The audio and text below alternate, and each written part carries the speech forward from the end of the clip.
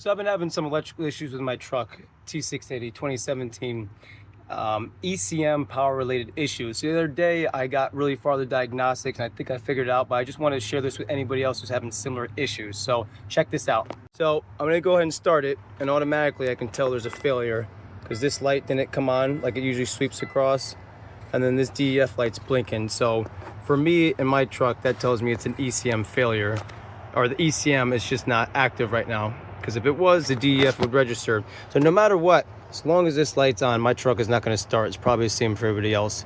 To me, that shows a bad connection, and we'll get to that in a little bit. So ultimately, guys, right, if I try to start it, she's just going to crank. All right, that's just what it is. She's not going to start. All right. So now I'm going to go over to the other side and show you what everything else is looking like, and show you what tests I did to figure out what, for anybody else who's having trouble with this stuff. All right, so let's walk through this real quick, guys. So this is a relay, all right? And guys, basically a relay is just a switch. So the power comes in at 30, power comes in at the 30, it activates on either 85 or 86, activates the relay switch, comes over, and power comes out to 87. Basically speaking, I'm sure somebody will tell me I'm wrong, but that's the general gist of it, guys. So what I'm gonna do right now, guys, is show you how I diagnose the relay and how I diagnose this board, and how I'm extremely confident about what I found out, and I'm telling you, this is going to save you guys a lot of time, guys. All right, so let's just go ahead and jump right into it. I'm going to start right here with this ECM relay. All right, guys, so this is what helped me figure out where my problem is. All right, and I'm going to start with just kind of showing you why I think that. Okay, so right now I got the keys on. Okay, I'm going to pull this out slightly. And I don't know if you could hear that. It's clicking. So basically, guys, the female terminal, the female sockets for this relay are loose. There should not be that much play, number one, okay? Number two,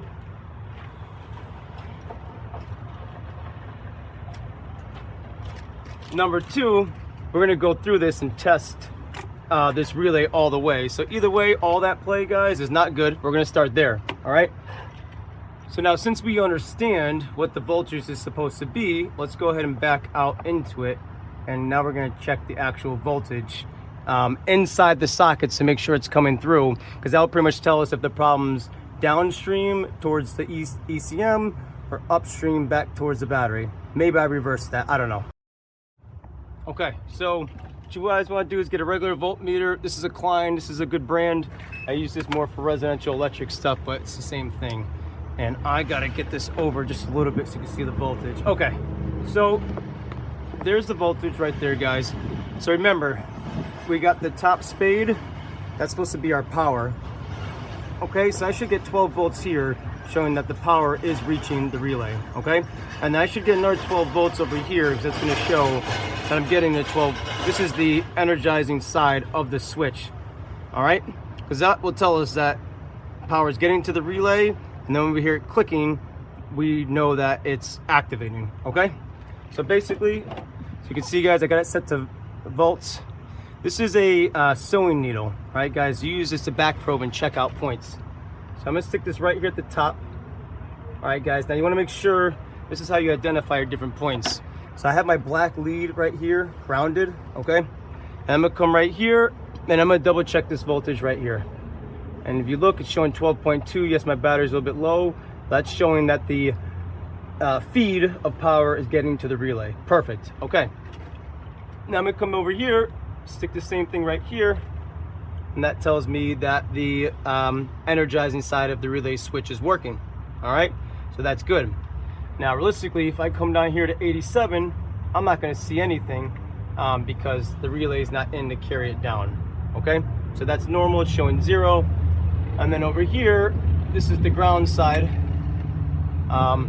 This, I'll be honest with you guys, I forget the explanation for this, but I'm pretty sure that this is not going to show anything correct because it's not being activated.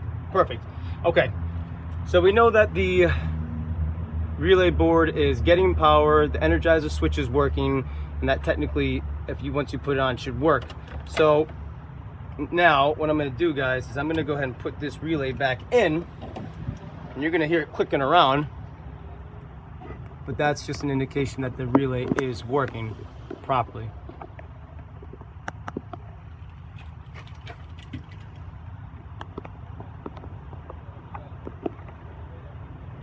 Okay.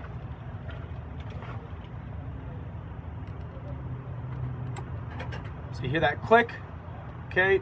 So that tells us that the power is shooting across. But more importantly, guys, you can also measure it too. So I believe it's in right now. Oh, you should have seen that right there.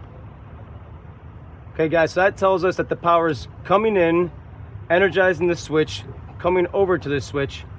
And I guarantee you, if I could probe the bottom one, I would have 12 volts at the bottom. So that tells us the relay is working and the relay is not the issue. But the ECM is definitely, the ECM power feed is definitely the issue. So now I'm gonna go to step 2, and this is what changed everything, okay?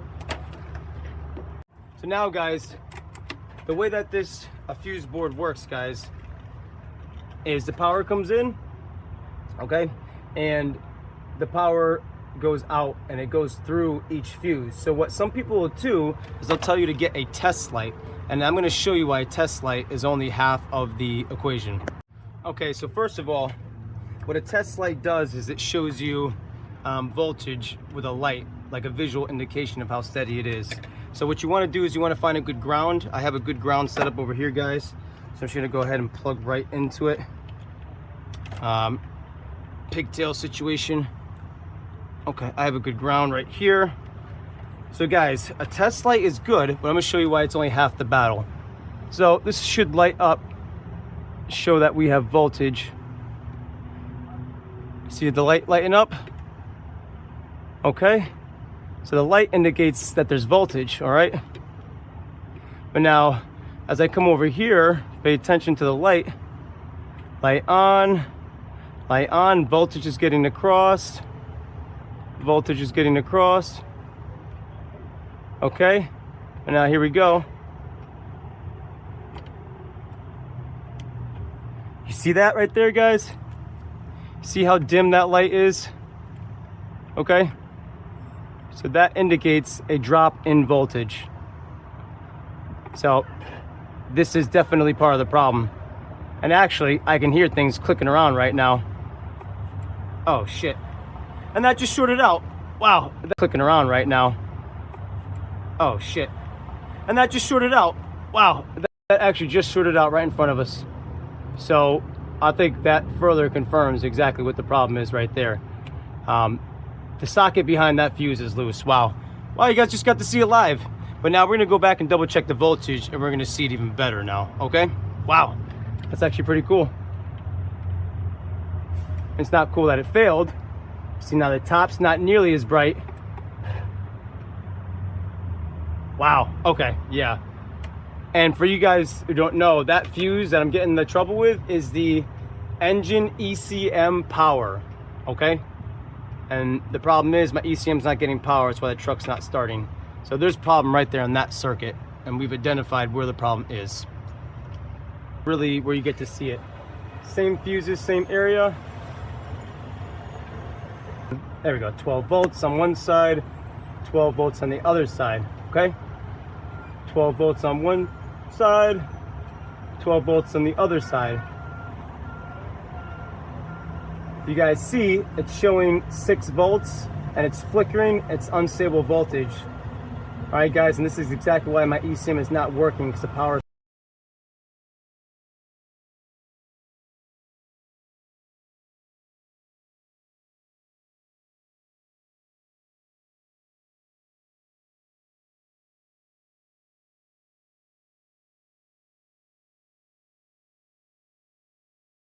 not getting through at the ECM power circuit.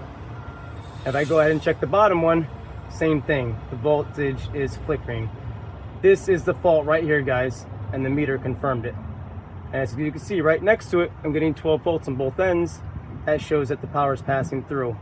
Right here, this is the problem, guys. And I was able to figure this out myself in just a couple hours, and I didn't have to pay a shop to do it. So this is a good starting point for you guys, because this pretty much will allow you to isolate where the problem is. So good old multimeter, a test light, and just understanding how this works, guys, will save you a lot of money. So I'm gonna go ahead and diagnose a little bit further, but I'm pretty much 100% sure that this is the fault right here. And I hope this was helpful, guys. Any questions, let me know.